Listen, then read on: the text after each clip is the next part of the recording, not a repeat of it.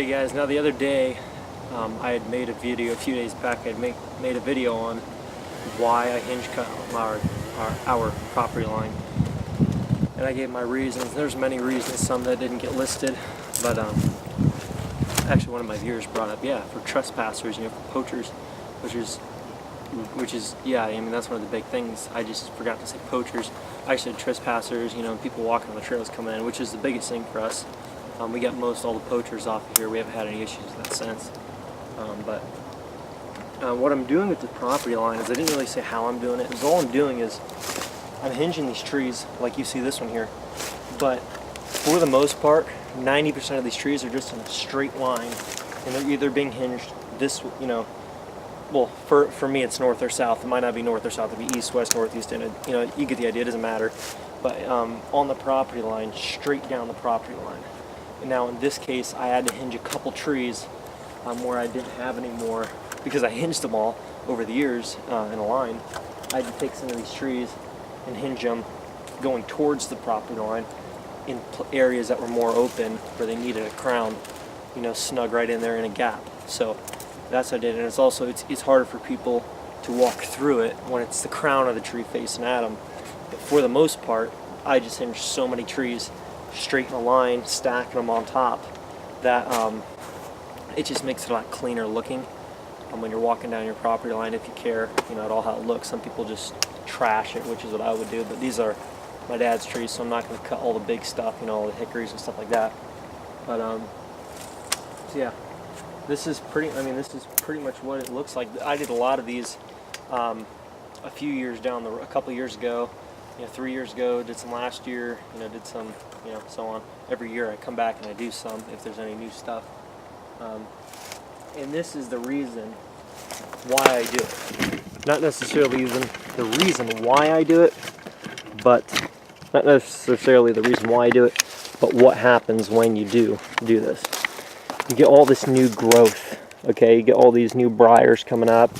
You get all these new, all these new saplings that are growing up. Look how many there are in here. Just look at it. There's just hundreds of them, and they're all on this property line where I've hinge cut. And now you've got more sunlight coming in on top, which is the ingredient that you're looking for. And you can see this tree. Every year I come back, this tree's still alive, and it's been 3 years since I hinge cut this, and you can see where it's actually growing in the hinge to strengthen it up. Same with this one. I mean, most of these. And so yeah, guys, it just turns into an awesome thing when you have all this new growth coming up that wasn't here before. And now it's just going to grow in a straight line down this property line and make a thick wall. And then every few years, if there's new stuff getting up over, 6, 7, 8 foot tall, anything that size, height, you can come back like this one in probably 2 years. I'll be back in here. This thing will be about yay big around, and I'll hinge it over right on top of these ones to make sure this stays all thick. Because as the years go on, some of these hinge cut trees, they will die off. They'll still be there, but they'll die. And then you can just hinge cut more trees down over top and just keep it going. The proper way to hinge a tree, there's a lot of different ways people do it. Some people cut down at an angle, which is very unsafe. Some people will, there's all different ways people say is the best way. But I'm going to show you the way I do it and the way I feel is the safest way to do it, so that you have a very, very, very good survival rate, and that the tree won't bust off, kick back and hit you or something, dangerous. So I'll get to showing you guys the way I cut the tree.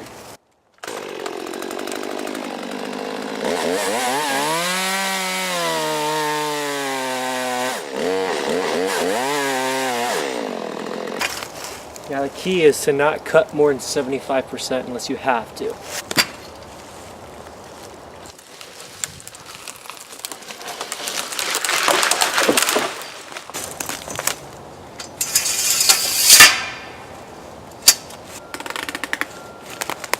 Now this is what I would consider a really good hinge. The tree did come down quite a bit, and that can depend on a lot of things. The time you're cutting, what the condition the tree is in for that season of the year. Is it a dry tree? Is it full of water?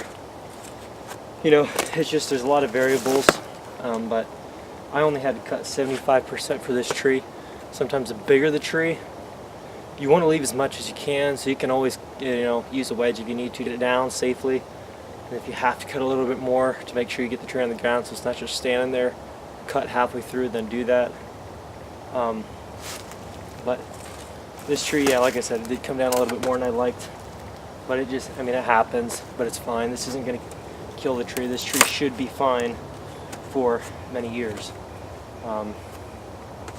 So that is what I consider a perfect hinge, in my opinion. How much I cut through, I'm saying. That's ideal.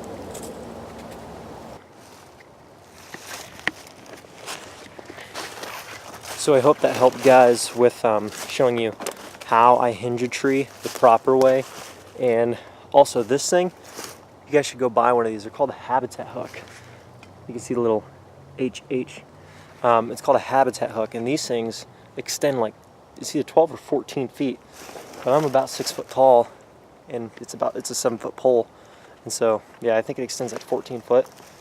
But those things, man, you can get so much more work done when you have one of those things in half the time. So anyways, guys, thanks for watching. I hope you enjoyed this video on how I hinge a tree, the orderly fashion that I do it when I can, which is just straight down the property line. You can fell them either direction as long as it's straight down the property line. It's usually the way I do it. You can do it however you want. And yeah, just another demonstration of why you can do it. And you get all this new growth, all this new, you can make it an edge for the deer to browse on, like a browse line, because you can have all this new growth. But yeah, like I said, guys, thank you so much for watching. I hope you enjoyed the video. Could you please give it a thumbs up? That really does help a lot, and it means a lot to me. And always remember, guys, brotherhood outdoors. What's a sportsman? Always a sportsman.